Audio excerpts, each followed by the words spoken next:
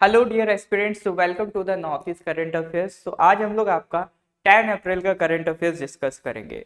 तो daily basis पे sir मैं ये एनालिसिस आपका करा रहा हूँ, ये डिस्कशन करा रहा हूँ, जिसमें आपके डेली बेसिस पे जितने भी नॉर्थ ईस्ट स्टेट्स हैं उनकी जितनी भी इंपॉर्टेंट न्यूज़ है हम उन्हें एक साथ कंपाइल करके डिस्कस करते हैं। तो ये जो करंट अफेयर्स है नॉर्थ ईस्ट के जितने भी कॉम्पिटिटिव एग्जाम्स हैं उन सारे एग्जाम्स में ये आपके लिए हेल्पफुल रहने वाला है।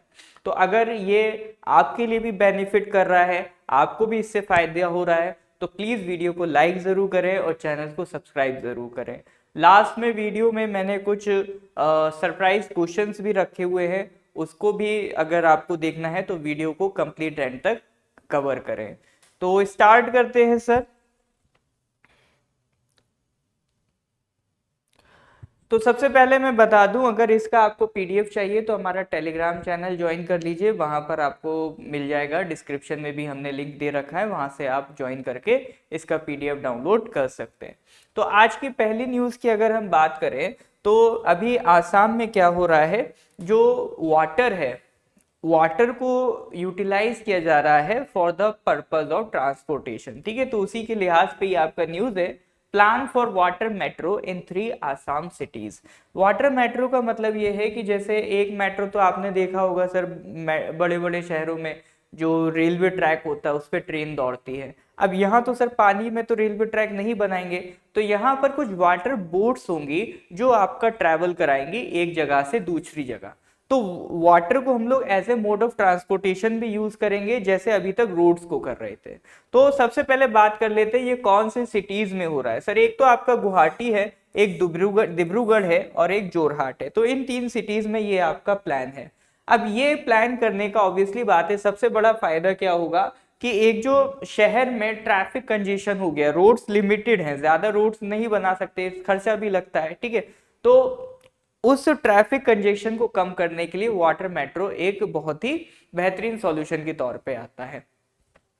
This initiative is modelled after the Kochi water metro, India first water based public transport system. ठीक है, तो यहां पर देखिए आपसे क्वेश्चन में एमसीक्यू में सीधा सीधा पूछ सकता है इंडिया का पहला water based public transport system कौन सा है, तो that is Kochi water metro. उसी से इंस्पायर होके आपका आसाम में भी वाटर मेट्रोज स्टार्ट हो रहे हैं।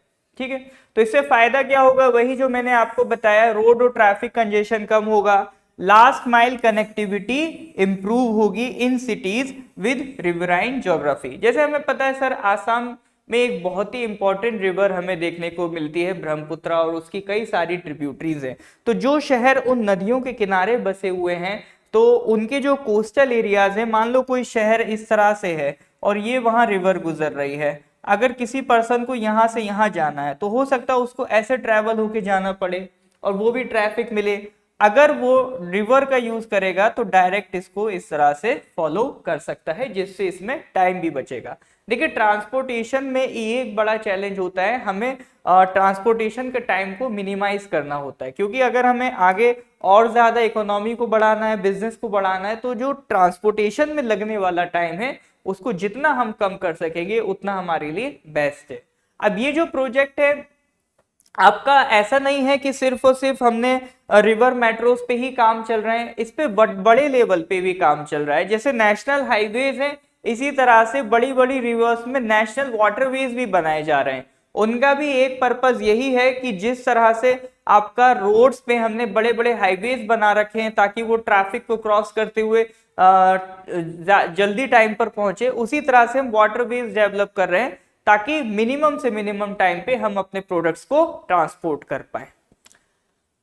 यूटिलाइज द इनलेट वाटरवे, तो leverage the Brahmaputra river and it's tributaries for efficient transportation. तो वाटरवेज एक बहुत ही एफिशिएंट ट्रांसपोर्टेशन हमेशा से रहा है। जैसे अगर इंटरनेशनल ट्रांसपोर्ट की हम बात करें तो सबसे ज्यादा वॉल्यूम कैसे आता है सर, शिप्स के थ्रू आता है, वो भी तो एक वाटर ट्रांसपोर्ट ही है। लेकिन उस चीज को, उस इंटरनेशनल ट्रांसपोर्टेशन को हमने पहले नेशनल ट्रांसपोर्टेशन के तौर पे ज्यादा डिटेल में नहीं सोचा। ओशियंस में तो हम ट्रैवल समझ गए, लेकिन हमने उस पर काम कम किया कि हम सेम चीज रिवर्स में भी तो कर सकते हैं। तो रिवर्स में भी अब सेम तरह का ट्रांसपोर्टेशन किया जाएगा ताकि वो ज्यादा कॉस्ट इफेक्टिव बने, क्योंकि बोट्स जो है आपका पानी में ट्रैवल करेंगी तो उनका जो कॉस्ट ऑफ ऑपरेशन है कंपेयर टू जो ट्रक्स वगैरह में लगता है उससे काफी कम होता है, और कंपेयर टू ट्रक्स वगैरह वो ज्यादा एनवायरमेंट फ्रेंडली भी रहते हैं। तो इसीलिए यहां देखो लिखा हुआ भी, promote green transport, use electric और low emission ferries to reduce carbon footprint, it support sustainable development and reduce reliance on fossil fuels.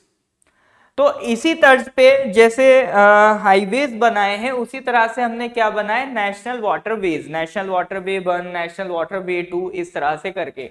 तो दो तो बहुत ही इंपॉर्टेंट है, एक है सर आपका नेशनल वाटरवे 1 जो कौन सी रिवर पे बना है, गंगा, और उसके बाद दूसरा सेकंड मोस्ट इंपॉर्टेंट जो है वो है नेशनल वाटरवे 2 जो कौन सी रिवर पे बना है, ब्रह्मपुत्र रिवर। इनमें सवाल दो टाइप के पूछे जाते हैं या पूछे जा सकते हैं कि ये वाटरवे किस रिवर पे बना है या ये कहां से कहां तक आपका चलते हैं। जैसे अगर हम नेशनल वाटरवे 1 की बात करें तो ये आसाम में है, धुबरी से लेकर सादिया तक, अराउंड 891 किलोमीटर। तो ये यहाँ पर आप लोकेशन देख सकते हैं धुबरी, और यहाँ पर आप एक लोकेशन देख सकते हैं सादिया। तो यहाँ पर जो आपका ब्रह्मपुत्र रिवर फ्लो कर रही है इसमें ये ट्रांसपोर्टेशन आपका डेवलप किया गया है। ठीक है, तो इसके लिए एक वाटरवेज एक्ट भी बनाया गया है। तो आपके लिए एमसीक्यू बेस्ड क्वेश्चन मैं दे रहा हूं, कमेंट सेक्शन में बताइए जो वाटरवेज एक्ट बनाया गया है इन सबको इंप्लीमेंट करने के लिए वो किस ईयर का है। ठीक है, तो कमेंट सेक्शन में बताइएगा। चलिए सर, अब गवर्नमेंट की और भी कुछ स्कीम्स हैं इससे रिलेटेड, जैसे सागर माला project, Jal Marg Vikas project, smart cities mission and ये FAME, faster adoption and manufacturing of hybrid and electric vehicles. ठीक है, तो इनको भी एक बार आप फॉलो अप कर लीजिएगा, हेल्पफुल रहेंगी स्कीम्स ही आपके लिए। फिर हम बढ़ते हैं सर नेक्स्ट न्यूज की तरफ। Center will consider Mizoram's interest on FMR issue. तो ये सर एफएमआर क्या है, फ्री मूवमेंट रीजन इशू। देखिए ये इशू रिलेटेड है आपका फर्स्ट एंग्लो बर्मीज वॉर से पहले का।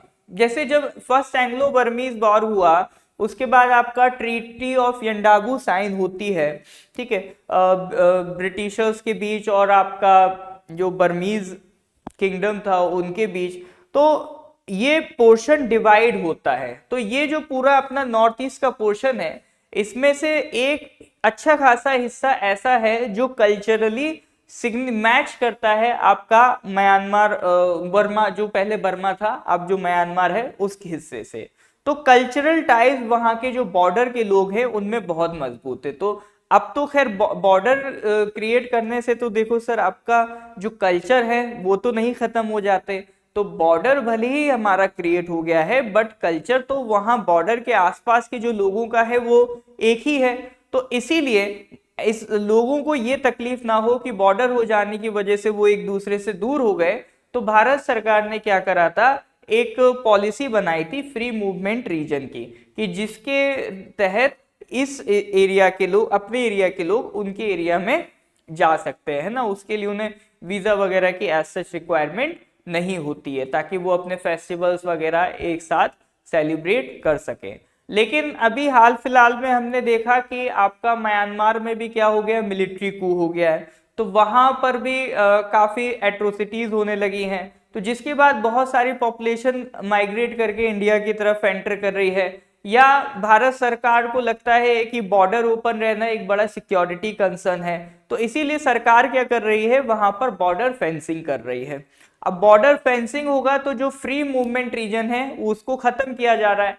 तो उससे क्या है, जो अपने बॉर्डर वाले इलाके के लोग हैं उनका कंसर्न आ रहा है कि इसकी वजह से उनके जो कल्चरल टाइज है वो उतना मजबूत नहीं रह पाएंगे। तो इसी के लिए सेंट्रल गवर्नमेंट ने कहा है कि डेफिनेटली जो मिजोरम के लोग हैं उनके जो भी कंसर्न्स हैं, इससे रिलेटेड इंटरेस्ट हैं, हम उसको भी कंसीडर करेंगे वाइल इंप्लीमेंटिंग इट।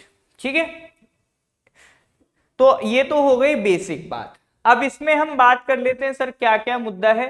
तो ये तो हमने बात कर ली, minister of state for home affairs Nityanand Rai regarding the free movement region between India and Myanmar has significant implications. ठीक है, स्पेशली फॉर मिजोरम में, ऐसा उन्होंने कहा। ठीक है, अब इसका बैकग्राउंड क्या है, it is an arrangement that permits residents living within 16 kilometers of the India-Myanmar border to cross over without a visa for up to 72 hours. ठीक है, तो ये आपका पॉलिसी बनाई गई है सर। पॉलिसी बनाने का रीजन सीधा सीधा यही है कि देखिए ताकि लोगों की जो कल्चरल टाइज है वो मजबूत रहे। This facilitates traditional and familiar ties among the border communities. ठीक है, अब इसमें सर अगर हम बात करें फ्री मूवमेंट रीजन, तो ये इंडिया म्यांमार बॉर्डर पे है। तो इंडिया म्यांमार बॉर्डर पे कौन कौन से स्टेट्स आते हैं? अरुणाचल है, नागालैंड है, आपका मणिपुर है और मिजोरम है। ठीक है, तो इस तरह के सवाल आपके एग्जाम्स में बनते रहते हैं। जैसे अभी आप अगर डीएमई का भी एग्जाम उठा के देख लो तो उसमें उन्होंने पूछा है आपका अभी आसाम पुलिस का जो कांस्टेबल का एग्जाम था, एग्जाम से एक दिन पहले मैंने 25 इंपॉर्टेंट क्वेश्चंस कराए थे उसे, उसमें से एक क्वेश्चन डायरेक्ट वो फंसा था। तो वहां पर भी इंटरनेशनल बॉर्डर्स पे क्वेश्चन बन रहे हैं कि कौन से स्टेट बाउंड्री लग रहा है इस टाइप के। तो ध्यान रखिएगा जो अपना इंडिया और म्यांमार का बॉर्डर है उस पे कौन कौन से स्टेट्स लगते हैं? अरुणाचल है, नागालैंड है, मणिपुर है एंड आपका मिजोरम है। ठीक है, तो कलेक्टिवली कितने किलोमीटर्स का बॉर्डर है? 1643 किलोमीटर्स का बॉर्डर है। ये फैक्ट बहुत इंपॉर्टेंट है, ध्यान रखिएगा। अगर आप मेंस की भी प्रिपरेशन कर रहे हैं तो इंडो म्यांमार बॉर्डर पे कभी भी सवाल आए तो ये फैक्ट आपको काम आएगा कि कितना बड़ा बॉर्डर है। यह हो सकता है कभी आपसे एमसीक्यू में भी इस तरह का क्वेश्चन पूछ सकता है। अब इसका पर्पस क्या था सर? इसका पर्पस ये था जो भी traditional social and cultural ties है among people of border village उसको प्रिजर्व किया जाए। It facilitates movement for trade, health care and kinship reasons. तो यूनियन गवर्नमेंट ने क्या कहा है कि वो जो फ्री मूवमेंट रीजन है उसे एंड कर देंगे और जो इंडिया म्यांमार बॉर्डर है उसकी फेंसिंग कर देंगे। अभी बहुत ही कम हिस्सा उसका फेंस्ड है, बाकी ज्यादातर हिस्सा अनफेंस्ड है। पर्पस क्या है? Influx of illegal migrants, insurgency threats और ड्रग्स एंड आर्म ट्रैफिकिंग को रोकने के लिए ये सब आपका किया जा रहा है।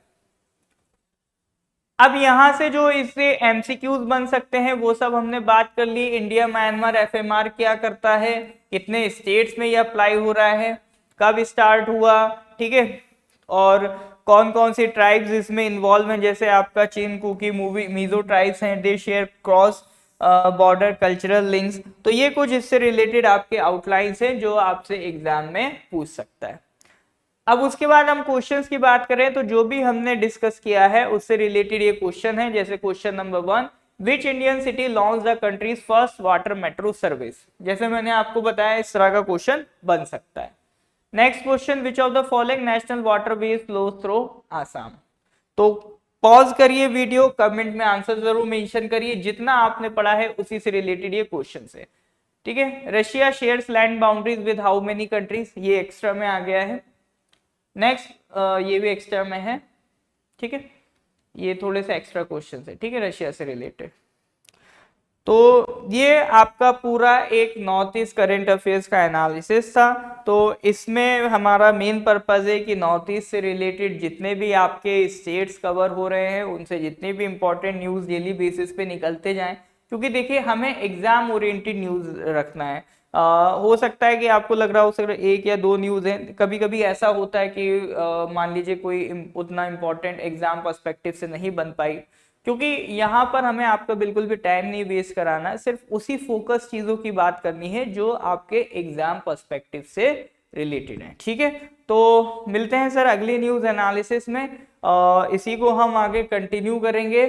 ठीक है, डिस्कस करते हैं सर अगली क्लास में। Till then goodbye, have a nice day.